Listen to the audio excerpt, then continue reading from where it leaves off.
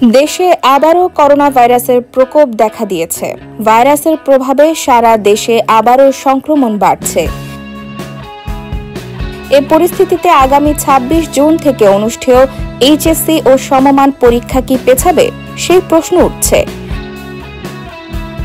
যদিও আন্তঃশিক্ষা সমন্বয় বোর্ড জানিয়েছে, পরীক্ষা পেছানোর মতো পরিস্থিতি এখনো তৈরি হয়নি।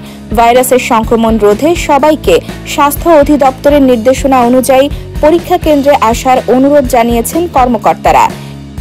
এ বিষয়ে ঢাকা মাধ্যমিক ও উচ্চ মাধ্যমিক শিক্ষা বোর্ডের পরীক্ষা নিয়ন্ত্রক অধ্যাপক এস.এম. কামাল উদ্দিন হায়দার বলেন, করোনা ভাইরাসের প্রাদুর্ভাব বৃদ্ধি পাওয়ায় আমরাও দুশ্চিন্তার মধ্যে রয়েছি।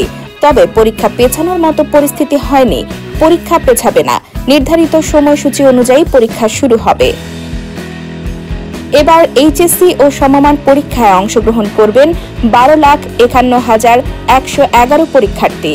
এর মধ্যে ছাত্র ৬,১৮,০১৫ জন ও ছাত্রী ৬,৩৩,০৯৬ জন। গত বছর এই পরীক্ষায় অংশ নিয়েছিলেন ১৩,৩২,৯৯৩ জন পরীক্ষার্থী। সে অনুযায়ী এবছর পরীক্ষার্থী কমেছে ৮১,৮৮২ জন।